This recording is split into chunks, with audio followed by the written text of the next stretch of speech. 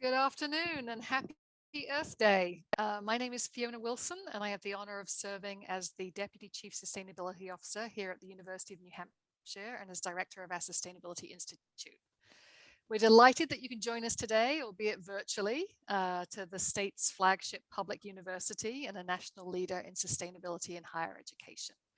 Today is part of our 2021 Changemaker Speaker Series, and it's one of a number of programs organized here at UNH by the Changemaker Collaborative. The Changemaker Collaborative is a collaboration between the Sustainability Institute and with our colleagues at the Poole College of Business and Economics and the Carsey School of Public Policy. It's an unusual collaboration, and we embarked on this partnership because we understand that the scale and the complexity of the world's challenges, including the climate crisis and racial injustice, must be addressed by collaboration across public, private, and nonprofit sectors. And we know that the tools of public policy and ethically governed commerce are critically important to mitigating and adapting to these challenges in a just and equitable way.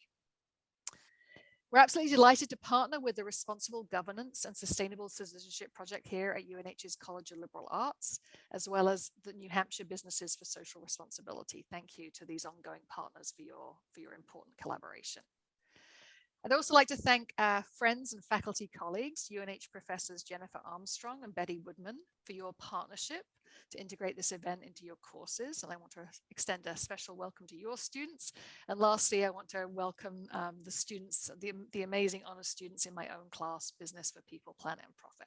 So I couldn't be more excited to have today's speakers with us, all respected pioneers and thought leaders in the field of business and sustainability. I'm going to introduce our speakers individually immediately before they're going to share their thoughts with us. And I'll be starting today with a keynote from best-selling author, entrepreneur, and multi-time CEO, Margaret Heffernan. Margaret is going to talk to us with some highlights from her latest book called Uncharted, which was published last year. This outstanding book was nominated for the Financial Times Best Business Book of the Year, and it has already received several other awards. Margaret is a respected business leader with an impressive career in media and technology. She served as CEO for several companies and was named as one of the top 25 by Streaming Media and one of the top 100 media executives by The Hollywood Reporter. She's the author of 6 books. Her third book, Willful Blindness, still one of my favorite books to this day, was named one of the most important business books of the decade by the Financial Times. In 2015, she was awarded the Transmission Prize for a bigger prize, Why Competition Isn't Everything and How We Can Do Better. She's a frequent speaker on the TED stage. Her TED Talks have been seen by over 13 million people. And today she's a professor of practice at the University of Bath in England. And she also mentors CEOs and senior executives around the world. I have to say, on a personal note, I'm privileged to have known Margaret for 25 years as a colleague, as one of my key role models and mentors, and also as a very dear friend. Margaret, thank you so much for being here, and over to you. Thanks, Fiona, and thanks for inviting me, and thanks to everybody for turning up today. We don't know the future. The students watching today probably already know that. In a lifetime defined by 9/11, Hurricane Katrina, the banking crisis, 2 tumultuous elections, the pandemic, Black Lives Matter, and the climate crisis, shocks and surprises are pretty much all that this generation has known. But ever since the Industrial Revolution, we've run businesses on what I think of as a sort of 3-legged stool of management, which is you forecast, you plan, and you execute. It's what everyone did, and for over a century, it worked really well. But now that's changed because the first leg is kind of wobbly. If we can't forecast, then how do we plan and how do we execute? Experts in forecasting now say that if you're extremely rigorous, you consult a very broad range of sources, you construct your forecast from a lot of very reliable information and constantly refresh it as situations change, and assign probabilities to your forecast, and also always check to see how well your forecasts work out so that you can become a better forecaster. If you do all of that all the time, then probably the furthest out you can see reliably is about 400 days. If, like the rest of us, you're not quite so fastidious, then probably the horizon for accurate prediction is closer to 150 days. So you can pretty much kiss goodbye to your 5-year plan or your 3-year plan, or as one CEO I was talking to earlier today, his 12-year plan. So this is really different. And when people used to say, you know, wow, we live in such a different time, I used to laugh and think that was generational narcissism, but I've changed my mind. I think this is really different. I think many of the kind of foundational ideas we used to have about management and leadership don't hold true in this extremely uncertain, ambiguous, and volatile environment. And so what it means is that while, yes, there are still some things that we can plan, for the most part, we have to start thinking and leading in a really different way. Where we used to plan now, I think we have to start thinking instead about preparing, and in particular, for having prepared minds.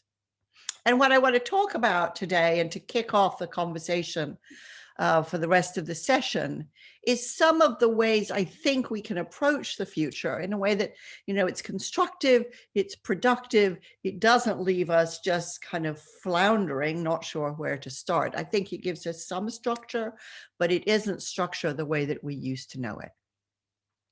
So I want to think, first of all, especially because I'm talking to change makers and people who are interested and involved in making change, about actually how do we start thinking about the problems that we want to address. Right? It used to be we could forecast we'd have a plan, we'd forecast how it might work out, we'd execute it. I don't think that's quite what we have to do anymore. I think increasingly what we have to start thinking about is experimentation.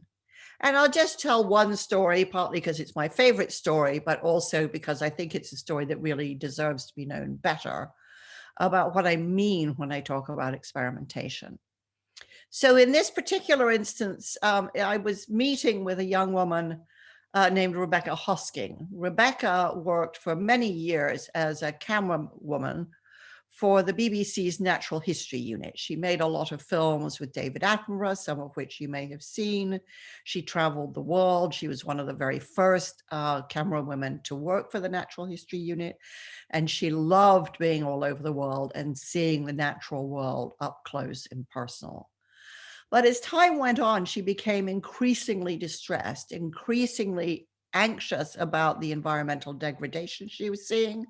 And actually at that time, by the degree to which she was being urged to frame the shots in a way where people couldn't see that, so that the pictures would remain beautiful and lovely and comforting.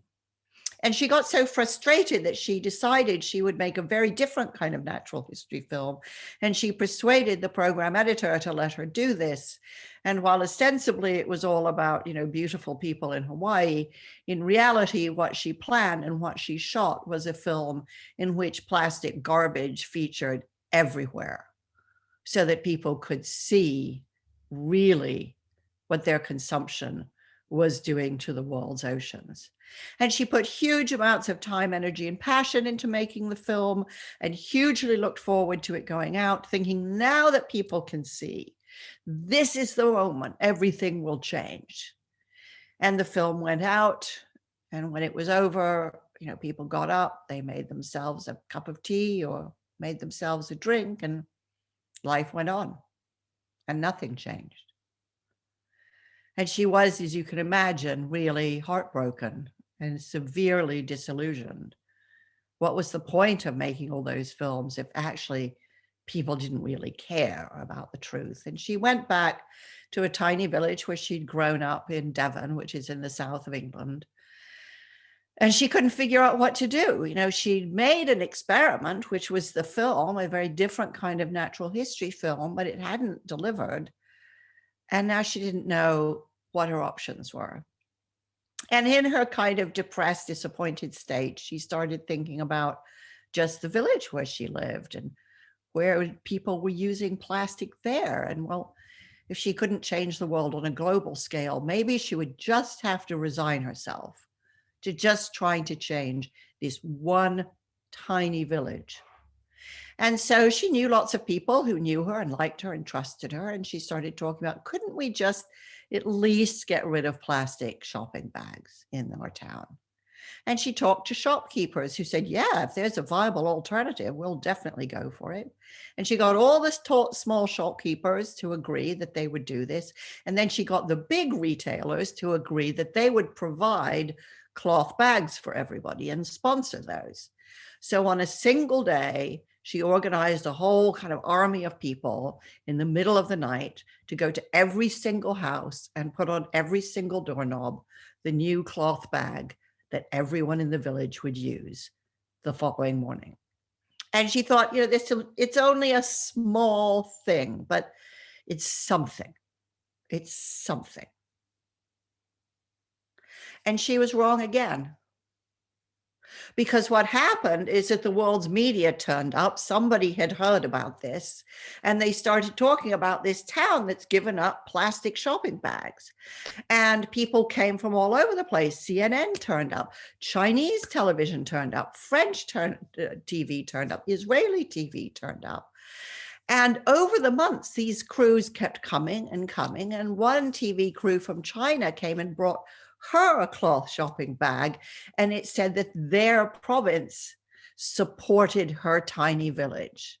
And she was sort of charmed and delighted. And she said, well, you know, how many people live in your province? Oh, they said, 30 million.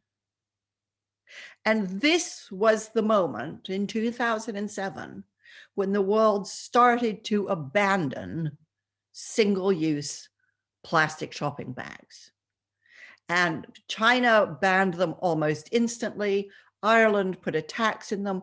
All over the world, people started coming up with initiatives to get this kind of waste out of our ecosystem. And even in 2019, God bless it, New York City started giving it up too.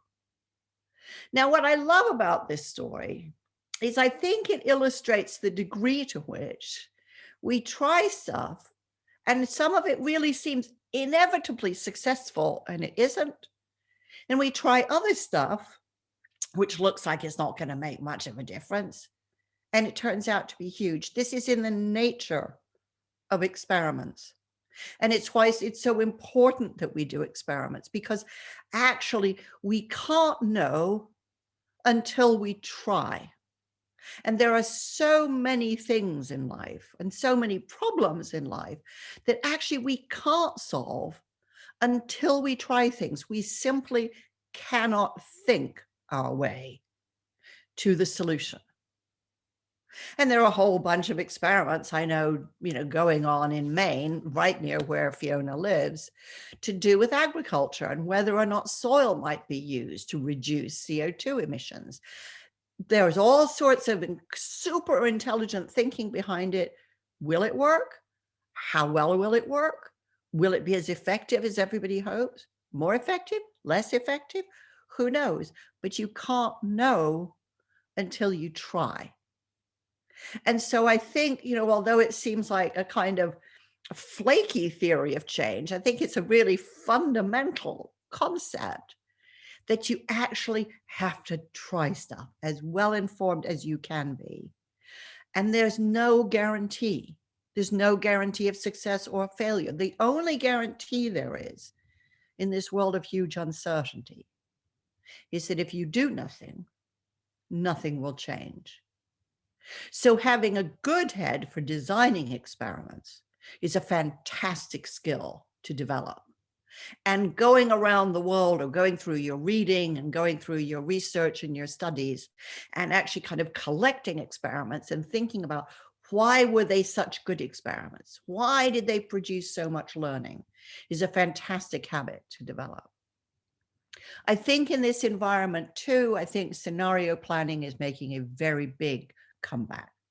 It was developed by the military and pioneered in the business world in the 1970s.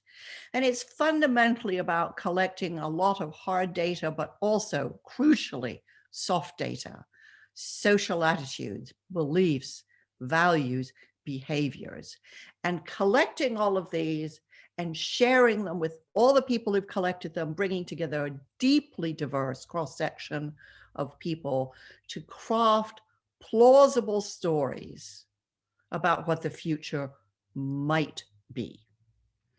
And the point about this is, first of all, it's much easier to remember stories than data. Secondly, we don't get a choice of which of these plausible futures we get, right? But we become highly sensitized to whether or not we see them emerging. So we notice a great deal more. But fundamentally, each story poses a whole bunch of questions for us to consider. If this scenario turned out to be true, what would I do? Where would I see the opportunities and where might I see the threats? What are the skills and capabilities that I'd need? What are the kinds of people that we'd want to have around us? So they allow us to do kind of strategic thinking and planning in a much more imaginative way. It's a form, if you like, of mental preparation. And it's also a phenomenal exercise in critical thinking, because it means we have to keep asking each other questions, challenging each other's assumptions and biases, and really thinking together about the kind of future we might start to see and being prepared to know how to address it. One of the most famous scenario planning stories in history was in the 1970s when the oil price was going up and up and up and up and up. And Shell Oil decided that they would do scenario planning, partly because they thought that, as in most companies today, actually, too much planning, it lived in finance. And they posed a whole bunch of different scenarios, one of which was that the oil price might fall. And they were derided around the world for this. This was obviously an absolutely fatuous, stupid waste of time. A lot of eggheads sitting around answering stupid questions until the oil price did fall. And what had happened was, addressing this scenario, Shell executives had said, okay, we know this is a crazy scenario, but if this were to happen, we would want to do the following things. And then they looked at all those things and thought, actually, you know what? Those are really good ideas anyway. They were prepared. And so while their competitors floundered, Shell did not. And it's continued, in fact, to develop what I think of truly as the fine art of scenario planning. And today, very much published their scenarios for other people to think about and use to provoke thinking, which is often too self-serving, too driven by biases, and too driven and defined by finance. So scenario planning is a great way of thinking about the possible futures that confront us and what our practical responses could be. Of course, what that means, and also what experimentation means, is that we've never needed imagination more. The capacity to notice the little changes around you, changes in attitude, perhaps, or changes in consumption, or changes in language, or what people's priorities are, what they're worried about now that they weren't before, the things they're not worried about anymore that used to drive them crazy. Thinking about what those little changes mean and mashing them up with other details and insights, and in that way create a new perspective for yourself. It's been very fashionable in the last 10 years to say, actually, you know, what everybody needs to study is technology and engineering, science and math. You know, that's all that matters. Forget the liberal arts. That's all a total waste of time. I don't think so. I think the future is made by people who have the imagination to conceive of it. This doesn't mean that science, engineering, and math and so on are pointless, far from it. But it does mean that without imagination, all of those phenomenal disciplines will just repeat what's been done instead of create something genuinely new.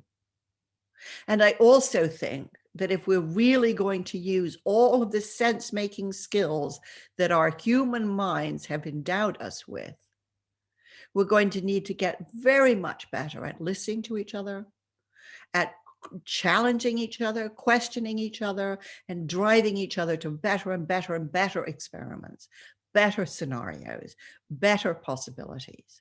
And that's going to take tremendous skills of communication. An unknown future doesn't mean that we have to be helpless. It means we have to be bifocal, deciding about the immediate, of course, but also lifting our heads, looking to the horizon and thinking about the really long term. That's very hard to do. I see business leaders today who find it almost impossible to get away from the immediate and the day-to-day. But I also see business leaders who know that that's exactly what their job is and what they've got to do, and that in thinking about the future, their imagination is crucial. One of the organizations I was thrilled to discover is an organization founded in 2016 called the Coalition for Epidemic Preparedness Innovation. In 2016, the director of the Wellcome Institute, which is one of the biggest funders of scientific research and medical research in the world, saw that the world was becoming woefully unprepared for pandemics. And pandemics are really the perfect image of uncertainty, because what epidemiologists say is, and it's their sense of humor, which is not that funny, but never mind. They say, well, if you've seen one pandemic, you've seen one pandemic. Every single one is different. So although we know they are always with us, we can't predict when the next one will break out, where it will break out, or what the pathogen will be.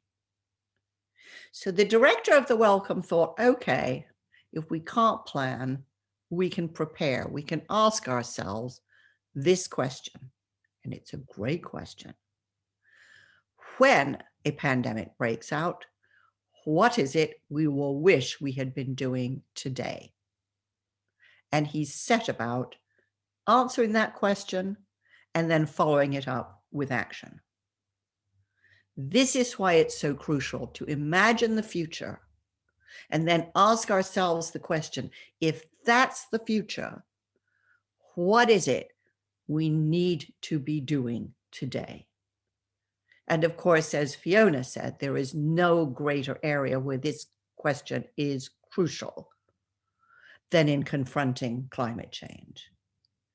But equally, in addressing that crucial question, we have to make sure that the people answering it are not a single group of people, not a single kind of person, but a broad cross-section of all the skills, all the talent, all the ethnicity, all the ages, all the communities, in order to be truly representative, deeply creative, and ultimately legitimate. I think this calls for a really new kind of leadership and change making, because all of this new thinking depends critically on the ability to convene this really wide array of people, disciplines, and life experiences, the ability to communicate truly robust, reliable information in ways that people can easily understand and that doesn't marginalize them.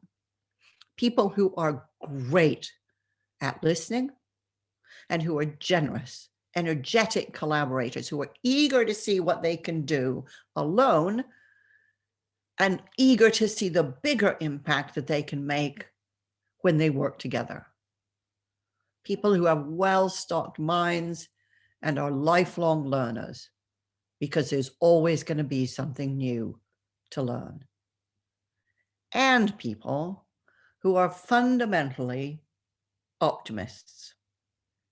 Because even though the last 20 years has been studded with crises and crimes and disasters, and even though we know that the climate crisis is real and will make the next decades equally tumultuous, I am optimistic. Not because everything is the best for all best of the best in all possible worlds. Optimists are not idiots, but they do better in life. They live longer, they're healthier, they have more successful lives for the simple reason that they don't ignore problems or give up easily. They don't fool themselves with fake truths. They know that good things are happening somewhere, and they believe that everything can get better. Most of all, they have a fighting spirit, which means that they cope and solve. And when they get tired, they don't quit, they rest, and then they start again. And by the miracle of modern technology, we have two of those people right here today to discuss some of the ideas I've just been proposing. Don't we, Fiona? We do indeed, Margaret. Thank you for that terrific insight. So, as I said at the beginning, the sort of practical application of what Margaret has talked about in her keynote today and in her terrific book, this idea of how do we navigate in an uncertain future can be a really messy business. So I'm delighted that we're going to hear today from two outstanding business leaders, some of my favorite people. And we've asked them to do a key chord each. So they're going to be sort of be responding to some of the ideas that they've heard from Margaret today. They've also read her book in advance, of course. And I'm going to share a little bit about how some of those ideas are translated into practice in their own careers and in their own organizations. So first of all, I'm delighted we're going to hear from Kerem Durdag. Kerem is a proud wildcat. He was in the UNH graduate class of 1994. He has many roles in our community here locally. He's the president and chief operating officer of GWI, which is a certified B Corporation. He'll tell you more about that. But he's also the founder and managing partner of the Indus Fund, which is a community-supported microloan program for the immigrant community here in the New England area. Kerem has an incredible track record as an entrepreneur and as a CEO of startups in the technology space, as well as C-level roles in large publicly traded companies. I think one of the reasons that I admire Kerem so much is his inherent strong bias towards action and his real commitment to improving the world around him on so many different levels. He serves on several boards. He's a member of the main angel investing community. And he's also an incredible poet and performance artist, the creator of powerful work that really helps us all confront some very hard truths about our world and urges us to make it better. So Kerem, over to you. It's great to have you here. Welcome back to UNH. Welcome back to UNH. Thank you very much for having me. Absolutely joyful pleasure to join Margaret and Eric on this conversation. Thank you for everybody who make the time for this, making an intentional time. I know everybody's time is burdened with life in general, so I very much appreciate it. So a little bit about me and why I love Margaret's work. So my life revolves around these two universes. One is in broadband. So I run a company that has the ambition to wire up the entire state of Maine and Vermont and New Hampshire with fiber optic broadband. And as everybody may well know, in the last 12 months, this has become a societal demand. It's a tectonic shift in the telecommunications space. We are no longer satisfied and how should I say, culpable to just deal with incumbent monopolistic tendencies and pay through the nose and get crappy service. So we aim to change that, and we've been at it for a fair amount of time. And the intersection of our business is regulations. We deal obviously with consumers. There's a fair amount of high tech involved. We work very closely with communities. The projects that we engaged in are for the next 3 to 4 generations. So we're looking at a 50 to 100-year spread in terms of the impact that we aim to have with these networks. And some equivalent historical precedents are the Rural Electrification Project that was done in the 20s and 30s, where the entire United States essentially went when it became electrified, or in the late 50s to the early 60s, the National Highway Transportation System. And what we are trying to do, and 2,000 ISPs in the United States are trying to, is essentially do that for the next 100 years. So why do we do it? Why do we take this time that requires enormous amount of energy and money? It's very, very complicated. Why do we do it? Well, we do it because we're maniacally for data privacy. We're maniacally for open access, for inclusion. We are maniacally for net neutrality. And the reason is because everybody, we believe, should have access to the internet. Everybody, not just 99%, everybody. We believe it's one of the key levers for closing the economic divide. We believe that in terms of equity, it is a predominant factor. And if we fail and if we don't do it right, the next 3 to 4 or 5 generations will be very, very disappointed in us. And as my kids say, do not disappoint us. So, you know, keeping with that tradition in mind, I hope not to. But the interesting thing is, so we decided to become a B Corporation. So we're the first ever telecommunications carrier in the United States that's a B Corp. That took a lot of time, a lot of energy, a lot of effort. And for those who are less familiar with the B Corp, sidebar note, we did this with Fiona and UNH. So our deepest congratulations and gratitude for Fiona and those students to help us get there. But the reason why we did that is, so B Corporation has a vested corporate fiduciary governance interest in taking into account your shareholders, your employees, your vendors, your community, and your environment in every single decision that you make. There are metrics in place. There are risk mitigation mechanisms in place to do this every day, 24/7, 365. And the reason we did that is because, for example, building fiber networks across the country will actually save power consumption by about 50 to 70%. Just think of it, just on networks, 50 to 70%.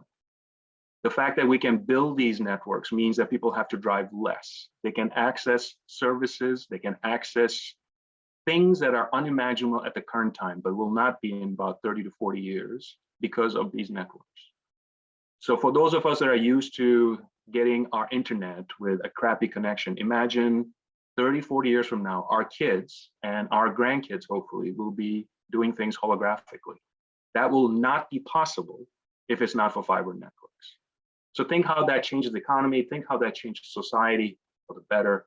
Think about the fact that immigrants and communities of color will be able to participate in that, because today they do not.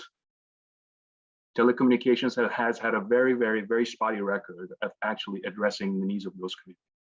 So that's one world I deal with. And the other world, sort of corollary to that, is the Indus Fund, which I was nutty enough to figure out and say, I'm going to try it and experiment. Thank you, Margaret. All in your encouragement. And the reason is this: immigrants in Maine, and actually by extension across the country, cannot access the banking infrastructure. They don't have the credit, they don't have the collateral, they do not have the banking network, so they cannot access the banking infrastructure. What does that mean? It means when it comes to economic development and wealth creation, wealth generation, that means they are completely outside of it. They are intentionally redlined. If they are to get a bank loan, the interest rates are 25%. That's not necessarily any worse than a loan shark. So what I decided to do was to have conversations with the banking sector and say, hang on here, what if we created a program where I offered microloans and I de-risked you? And in the course of that activity, you learn some good lessons about how to create bridges to the immigrant community, and vice versa, they learn how to trust you. Not only will you be able to access a market, but you're going to have this very long fulcrum of impacting generations. And so that's what we do. So we have a fund that provides microloans at below market rates with a mentor pool through a bank. So we're trying to address issues of racism, discrimination, marginalization. It's very, very complicated, but so what? We have to do it. And I believe, as far as I know, we're the first one in New England and maybe the first one in the country. So how does Margaret's work all translate to all this craziness that I tend to get involved? One, it's really hard. It is really hard. But so what? Do it. Dive into it. You'll learn. Everybody around you learn. The good thing is you have to do it with good people so that they learn with you. And I think that's really key. Everything that we try to do is with a team, a team, a team. Nobody's in it alone. Nobody. The exchange of the ideas or the fertilization of the ideas is directly proportional to the team and the goodness that they carry. If they have nutty, crazy agendas, I'm not working with them. But if they want to do things that are going to matter beyond them and give meaning to their life and those are people around them, I'm all in. I am all in. And so that means we experiment intentionally, not some haphazard, intentionally. Let's do things with agency, with focus, and do it quickly, learn from it, move on. If it fails, great, we'll share the data. If we're successful, we'll still share it. And there's lies the key is, that was Margaret talks about in chapter 5, the hard stuff in chapters 3 and 4, but what I really also resonated with was in chapter 6, the whole idea of observation and creation. That's what artists do. We are sort of these curious little creatures that go around the world observing and then saying, I'm going to create something beautiful. The beauty may be incredibly hard to observe or maybe incredibly hard to absorb, but it's still beautiful. It's still memorable. It has meaning. It has resonance. It's something that is human. And so that's what we do. We observe and we create. We wouldn't be talking about fiber optic networks for close to 160 million households in the United States if we hadn't observed and said, this is something that is going to happen, so let's create it. And that train started about 10 years ago. And in that trajectory lies the thought of being epic. People associate being epic by these very, how should I say, starry-eyed, completely dream state-like individuals that come up with crazy ideas and maybe 1 in 100 of them actually achieve the objective. That's actually not true. Being epic means to be able to think beyond yourself with the people that you're involved in to result in an objective that has impact. And you can define the impact however you may want, whatever your life's belonging is, but it has to have impact. And it's always good to have pessimists on your team. My business partner is probably one of the world's foremost pessimists, and I love him for it because we balance each other out. The scenario analysis that Margaret talks about, we do that every morning at 8:30 for 15 minutes. Every day at 8:30, there's a stand-up meeting between myself and him and 2 other execs.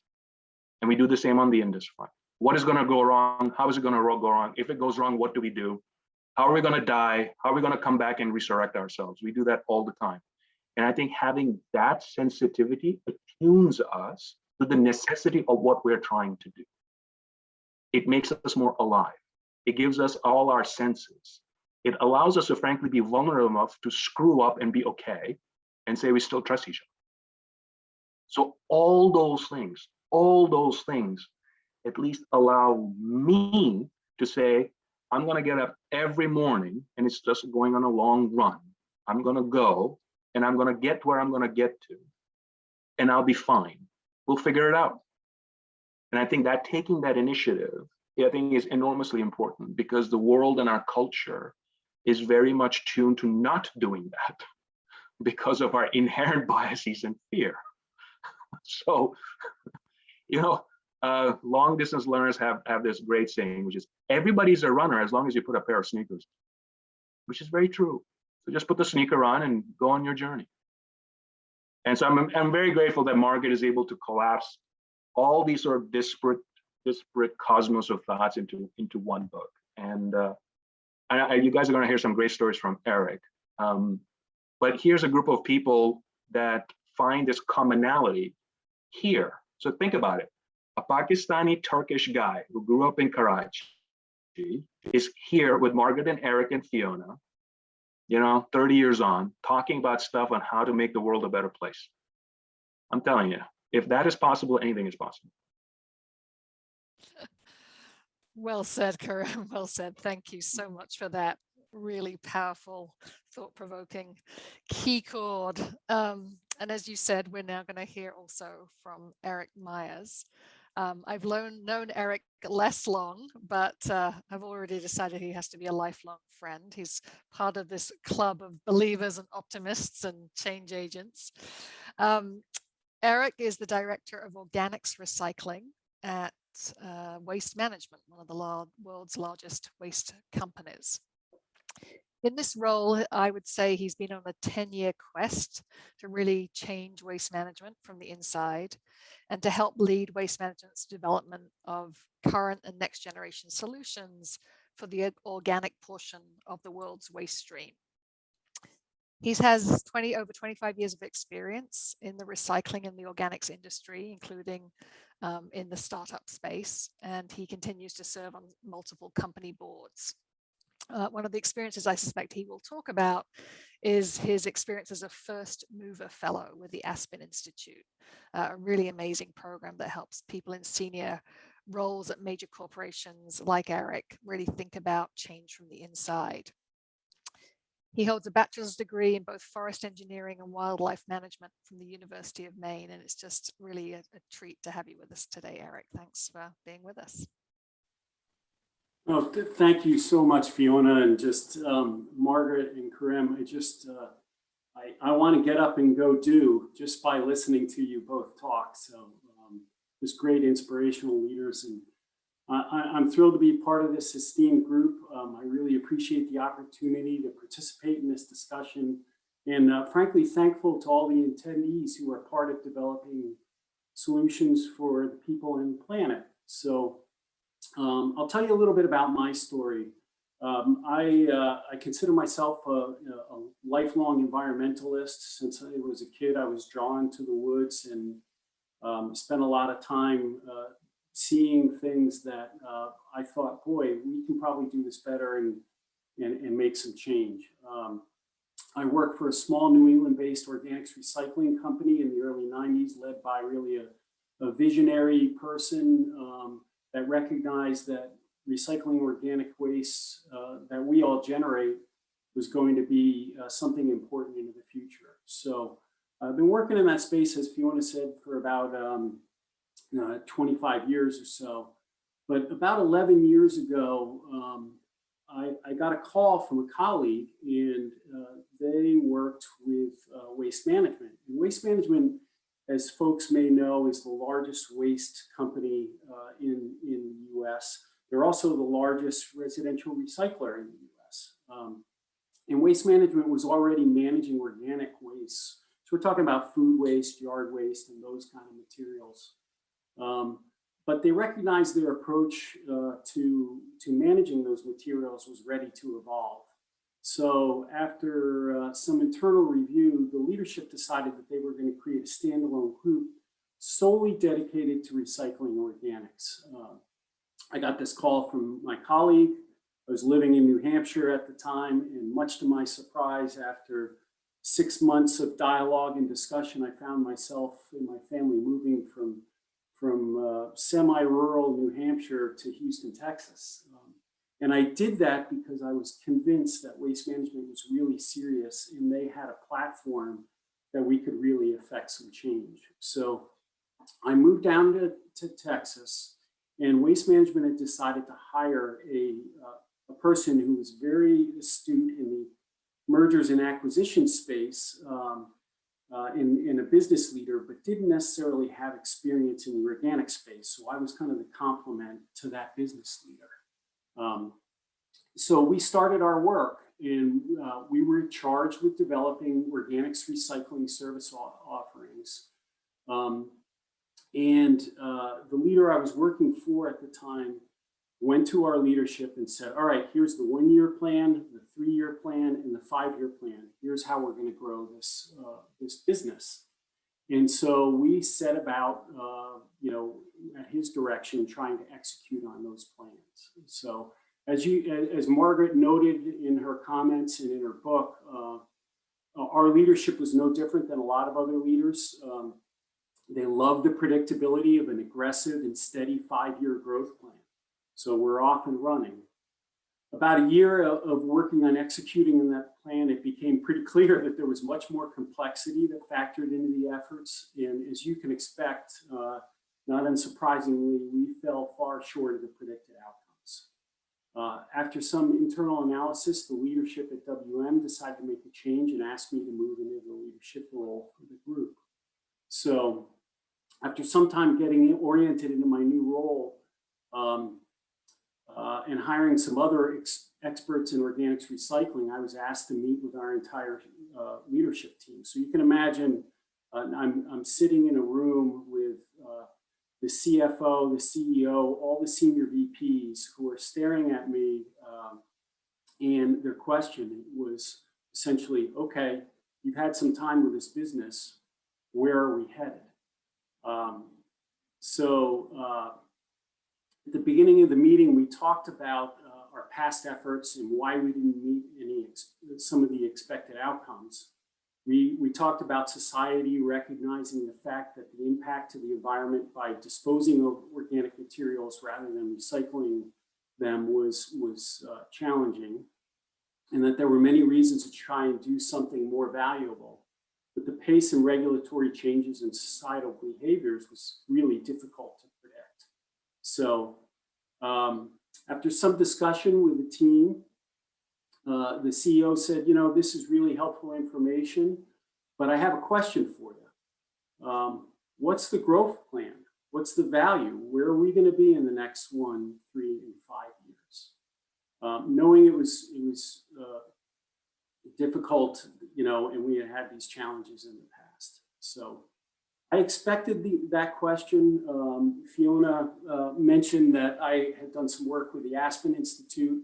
The Aspen Institute First Movers Fellowship is a program that takes social entrepreneurs, they call them, people who are working within complex, large organizations and trying to affect change, and give them the tools and, frankly, a community to talk about how to affect that change. One of the things the Aspen Institute talked about was storytelling. And so I recognized that our CEO loved a good story. And so when he asked the question, what's the plan? I said, you know, I don't think we can predict it. And after a pregnant pause, he said, okay, so you're in charge of this group. We've given you all these people. What's our strategy?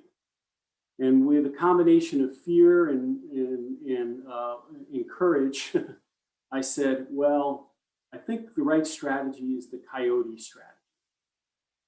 So again, there was a pregnant pause, and he said, okay, I'm biting. What's the coyote strategy?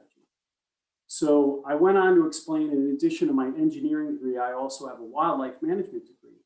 And if you look at coyotes and you look at their tracks, it's very interesting. Now, coyotes have been very successful. They've adapted with human encroachment, and they've survived, and in fact, thrived. And if you look at the tracks, you can see coyotes are always moving and always sniffing around. And sometimes they eat blueberries, and sometimes they kill and eat a rabbit, and sometimes they'll take down a deer. But the reason they're successful is they don't have one plan just focused on the elk or the rabbit or the blueberries. They're smart and they know where to sniff around.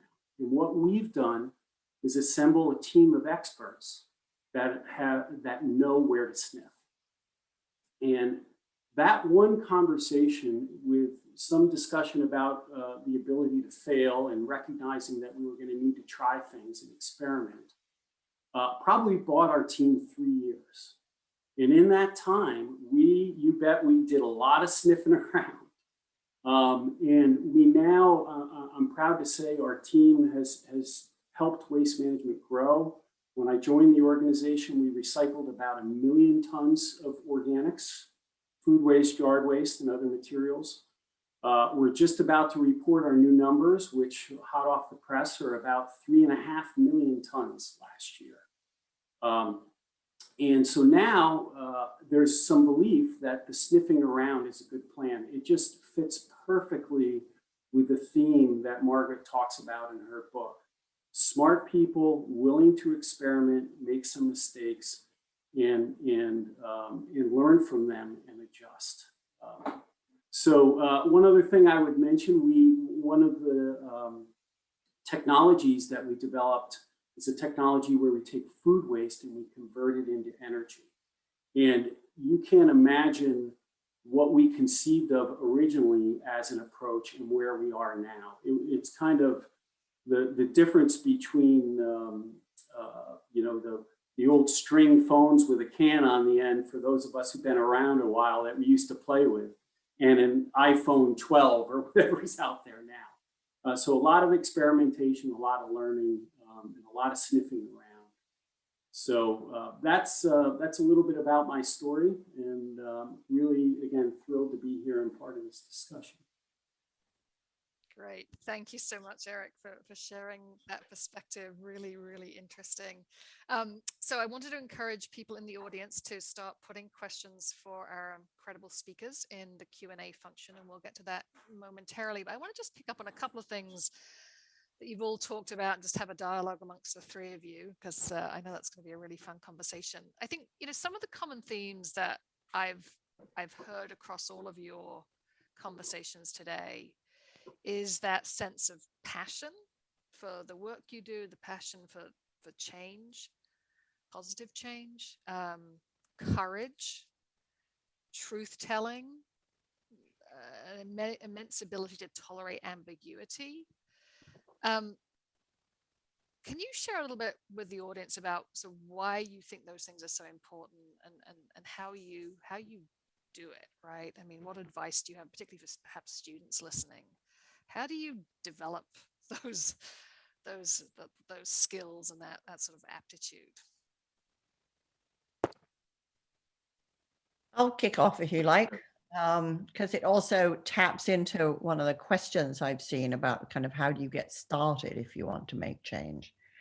I like trying to think about this in quite a simple way, because I have very little tolerance for theories of change, because I've never found one that actually could deliver, you know, predictable results, which means they're not really theories. But anyway, that's just me being nerdy. The way I think about it is a very simple Venn diagram. I think about what's the problem I'm trying to solve, or what's the problem, you know, that I think is really interesting. And I ask myself the question, do you have real passion for this problem? Because to your point, Fiona, about passion, which I think you can tell, you know, Karem and Eric and I all have, and I know you have, if you don't have the passion, then you'll quit when it gets hard.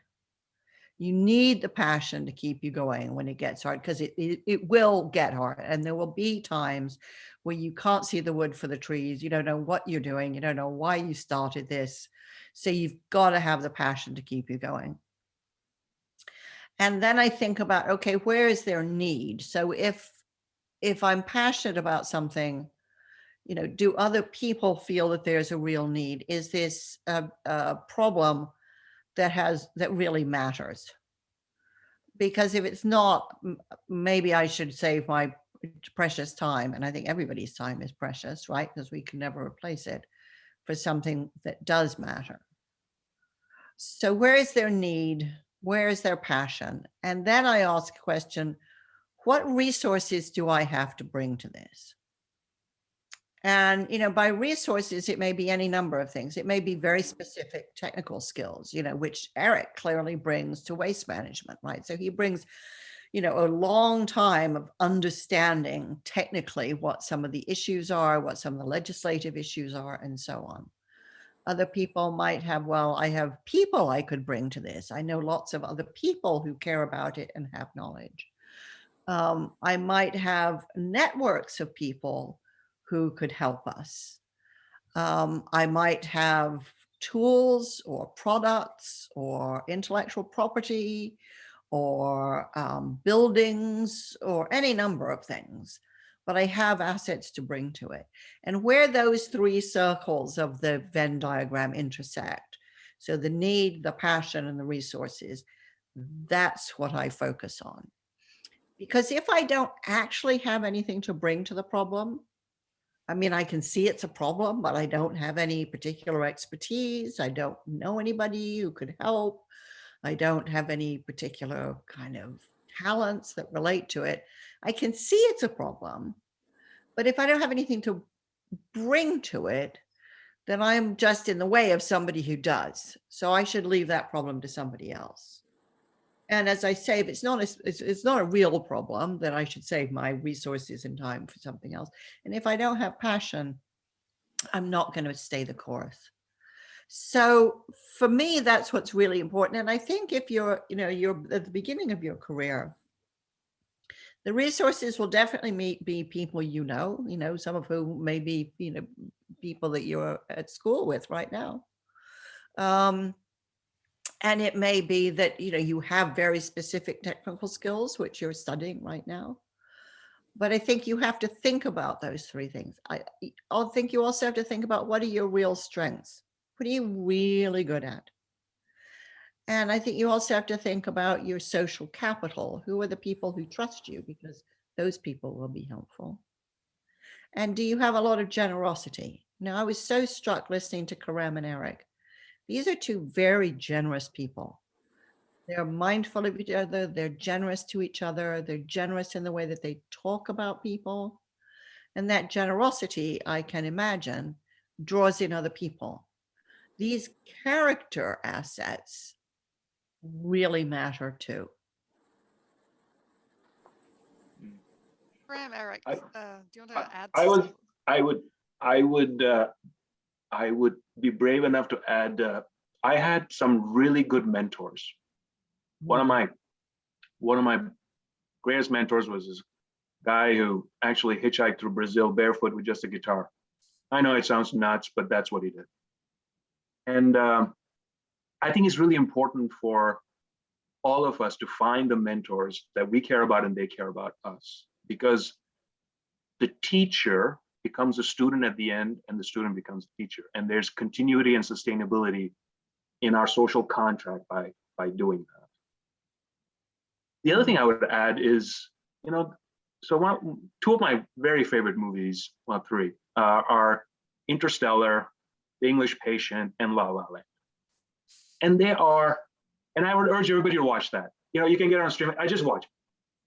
But I would say that the reason why those are monumentally beautiful movies that will survive the test of time, and they have, is because of the love for the craft, the love for saying things that are true, for the love that you have for your fellow human being. And I think if you have that, and I think Margaret talked about the generosity, I think if you're humble, please be humble. The world doesn't need any more ego-driven, maniacal ding-dongs. Be humble. You will get so much done, because between the mentors and between the principles that Margaret just talked about, and having just love, you will be intentionally furthering your evolution. And the worst thing that you can do is not evolve. And we all know what the price we pay for that. Well said, Karem. Eric. Yeah, I just love the comments from Margaret and Karem. If I were to add anything, I think it's really important to find out what you really care about. One of the things that I continue to tell people is, I don't get to the end of the day or the end of a week and say, geez, I'm so glad that day or week is over. I literally get to the end of every day and I'm saying, I wish I had more time because there's more work to be done. And so find that thing that gets you up in the morning, that keeps you going all day. And I think, as I think Margaret said, that's what carries me through in the really challenging times. When we look to hire people, we of course look for communication skills and technical skills and capabilities and kind of a cultural match. But the thing I always look for, and the number one quality that's a absolute must, is passion for the work that we do. And every single person on the team that I'm fortunate enough to lead has that kind of passion. The other thing I would say is I've learned this painfully. I'm an engineer. I like to plan. But I have learned you just need to start. Get started, and you learn an infinite amount by starting. Go on YouTube. You can look at the Great Marshmallow Experiment, and if you not familiar with that, I'll tease you with that. Go look at it. The results of that experiment tell you that you just need to start, and that's how we learn and grow. So last thing I would say, and this is a learning that I'm getting, still trying to incorporate, is you have to have a healthy discipline, but beyond that, be kind to yourself, which means if you're getting burnt out, take the time to recharge. It's a walk in the woods for me. It's hopping on my surfboard and getting out in the ocean and just listening to the waves. So be kind to yourself and take the time to recharge. That'll give you the energy to keep going. Yeah, we often talk here at the Sustainability Institute about what sustains us, right?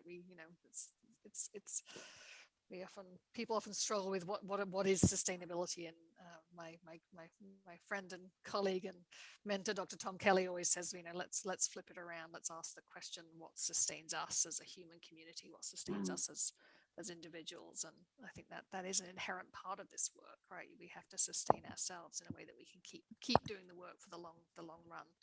I'm going to flip us into questions from the audience because there's some really great questions coming in, and there's a question here that's from an anonymous attendee, but I think it's a really important question.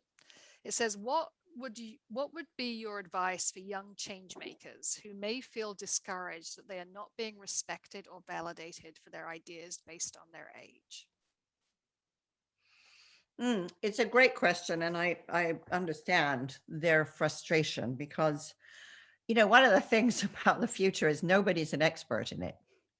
And, personally, I would say that some of the best thinking I come across is actually from younger people because they're often less hidebound in their thinking.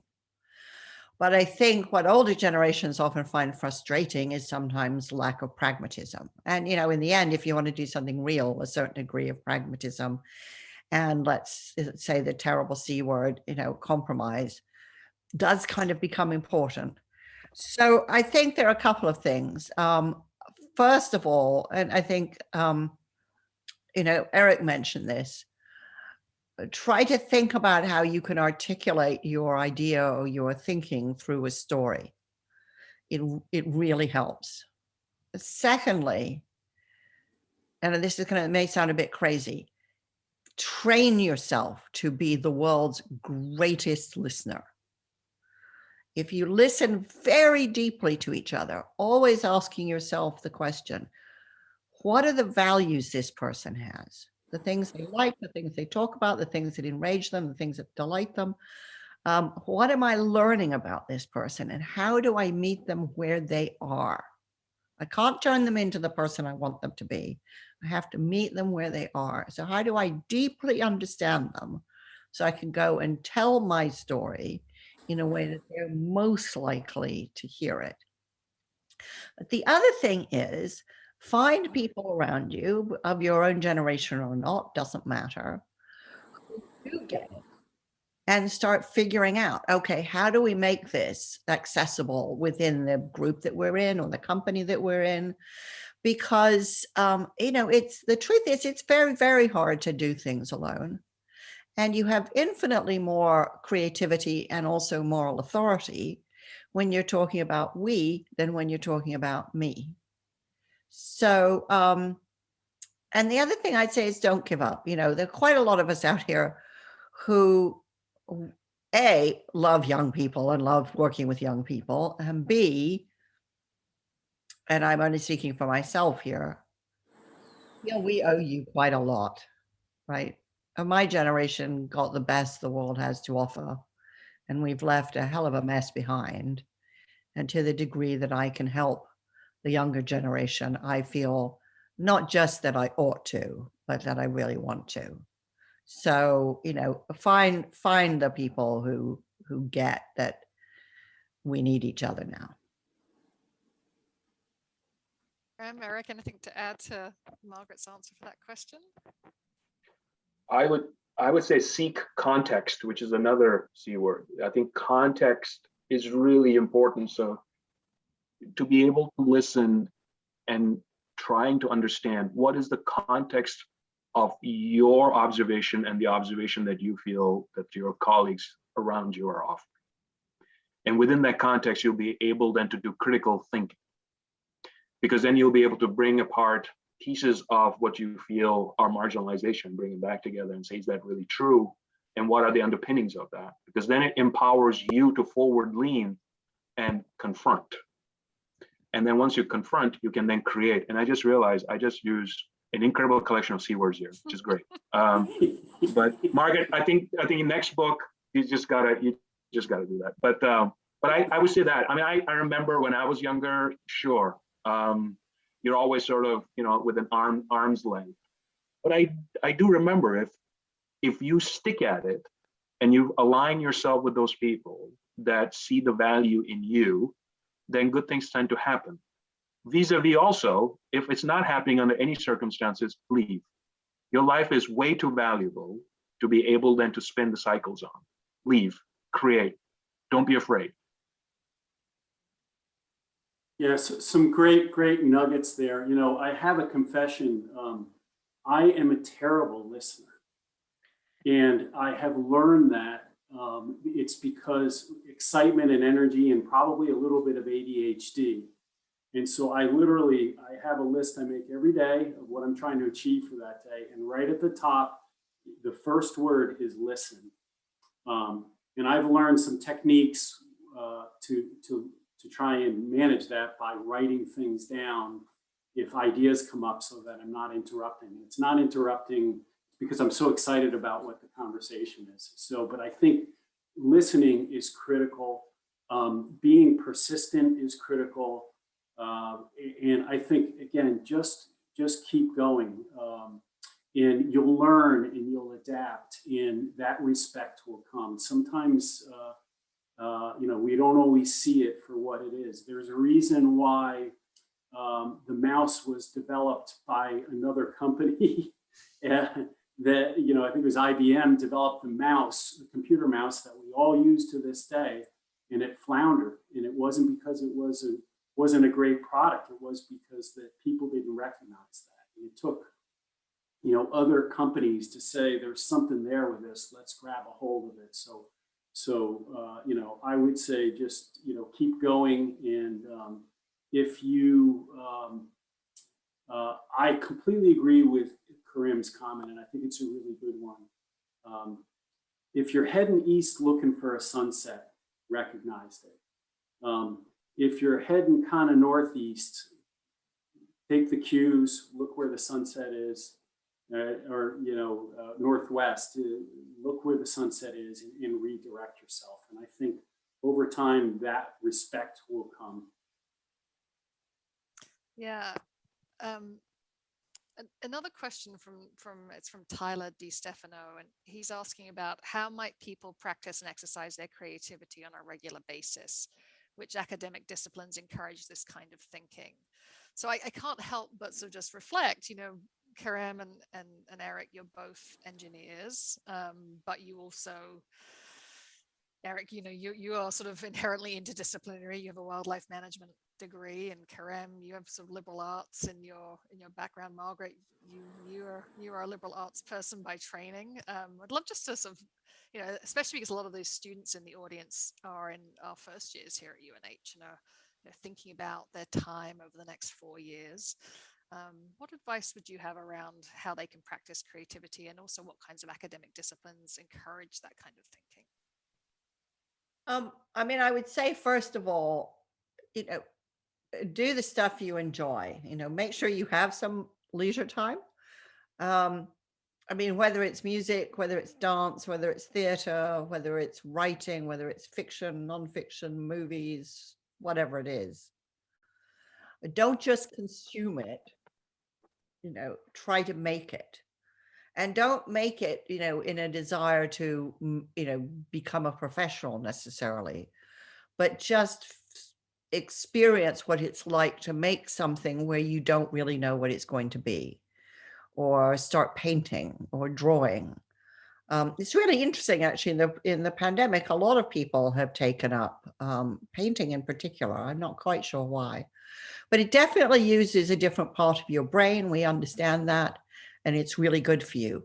I actually mentor at the moment. I mentor the CEO of a big global company, and I'm really interested that he reads novels all the time. And he said he does it because when you read a novel, when you read fiction, you start to imagine the characters and what they look like and what they kind of sound like and things like that. And that's a fantastic mental exercise. So find something that you really love and do it for the joy of doing it. I play the piano. I play it very badly. It's fine. I don't care about playing it brilliantly. It's just, I'm very aware of how radically different my brain is playing the piano from doing the work that I typically do.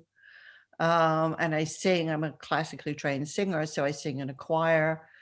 And boy, after an evening's rehearsal, my brain is in much better shape than it started at the beginning of the evening.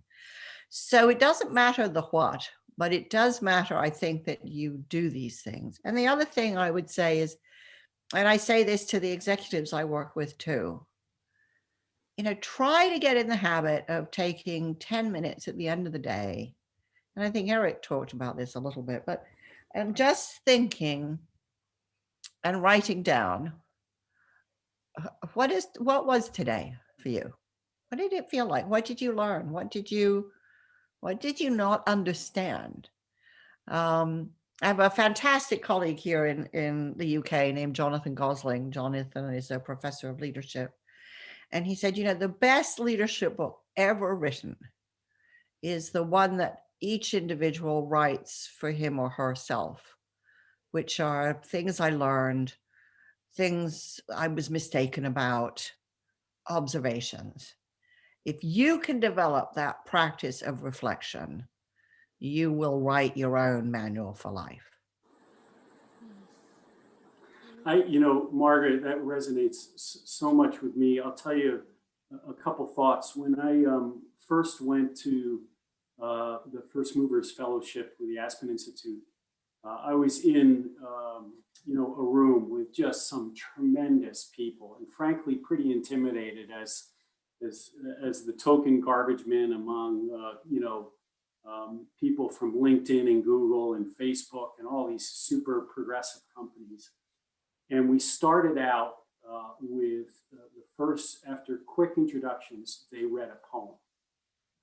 And then they had someone else within the group read the poem. And then somebody else read it a third time. And as an engineer, my head was exploding.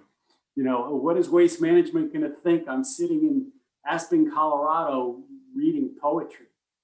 And it was a huge learning for me.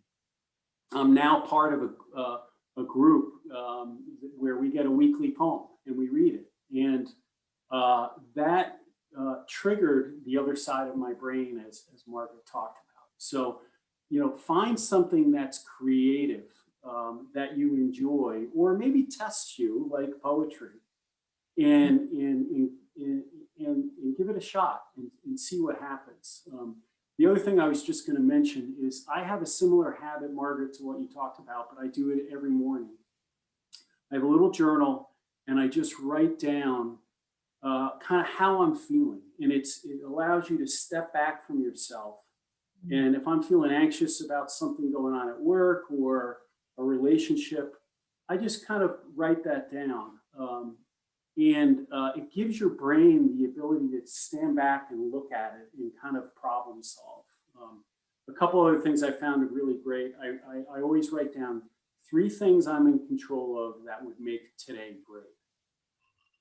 And when you do that, at least for me, it gives your brain, it plants a seed in your brain to start looking at how you can creatively make things great. And that's been a really valuable exercise. I really loved what you said about poetry, because I remember teaching on a leadership program, and at the end of it, somebody stood up and wrote a poem that they had written about the program. And I remember thinking, wow, that's so weird. And I just came away with such admiration for the guy who did it. I mean, I just thought it was, it was a beautifully written thing, and he delivered it, with great confidence. And he really put people in touch with themselves in a way that all the kind of left brain, kind of rational stuff all through the week had not. And it was absolutely superb. I think that's brilliant. And talking of poets, Kerem, why don't we give you the last word? Oh, no, I don't need the last word, but I would say if you can, dear students, take an intro to theater, take an intro to acting, which is offered, still should be offered at the Paul Creative Arts Center. And the reason is because theater is where you get to relate to the other, you get to relate to yourself, and you're in a very safe space. And you are, by the act of acting, you get to reveal yourself in a place which you may not have allowed before. And I think that is important, and I think that's sort of revelationary, and it allows you to actually be creative. So the things that you learn to be an actor, how to enunciate, how to be intentional, how to feel, how to direct, how to know your situational awareness, all those little things actually allow you to create, and you actually end up sloughing off all those masks that you have. And I would say, in movies, there are these, there are these scenes, there's so many scenes, but, Kenneth Branagh in Henry V, before the scene of the Battle of Agincourt. I mean, think about, just go to YouTube and see that, and and see how he internalizes what he is actually acting. And it's obviously Shakespearean in nature, and oh, happy few men. But that's a manifestation of what you can do after having gone through an immense amount of fear, getting into a place where you're comfortable enough to create and be creative. So if you can take that class, take it. Yeah, amazing theatre faculty and classes here at UNH. So thanks for that reminder, Kerem. So quick lightning round before we wrap up. I think it's really important at this moment in time that can feel overwhelming to go into the future with a sense of optimism. So I wanted to just ask each of our panelists just to share 20 seconds on your closing thought for the students in the audience today about why you have reason for optimism and why you think they should be hopeful about the future. No pressure then, right, Fiona? No pressure. I did warn you ahead of time. So, okay, so I'll go first. I've written a lot about people and companies and organizations facing absolutely existential life or death challenges. And they're some of the most memorable, gut-wrenching interviews I have ever done. And I'll never forget them. And one of the people I interviewed just said this thing, which I thought was perfect. And I think if we all had kind of medieval badges, with our Latin slogans on them, this would be mine. Action is how you search. Beautiful. Love it. Action is how you search. Eric, what about you? When I was in college studying forestry and wildlife and engineering, acid rain was this huge concern, and it felt like it was insurmountable. And we're not talking about acid rain now. The hole in the ozone was this massive concern, and we are not talking about ozone holes anymore. Why is that? It's because we used our powerful brains and we collaborated, and society figured out how to adjust. And while these problems today, climate change, it seems hugely insurmountable, but I have confidence that with passionate people, you can make real change. And I'm optimistic that if you continue to create a culture of people who are focused on problem solving and collaborating and working together, there really isn't anything we can't achieve. And so I think it's just another problem to solve. Sounds great. And Karem, last but no means Uh, least. So when I was 9 years old, my family and I had already waited 5 years for a telephone connection. And my late father said, "We're done with that waiting. Why don't you climb that pole over there and see if we can string a cable line?" That took 2 years of him to convince me to do that. So I was 11 by the time I did it. So that's a 7-year wait for a telephone connection in Karachi, which is at that time a city of 15 million people. As of this year, there's close to 4 billion people connected on a cell phone connection. I think there's a lot to be optimistic about. I think we just need to have faith in ourselves, in our fellow humans. Have faith, and I think we'll all get there. So lean forward, have faith, get it done, act. Beautifully said, and a wonderful note to end on.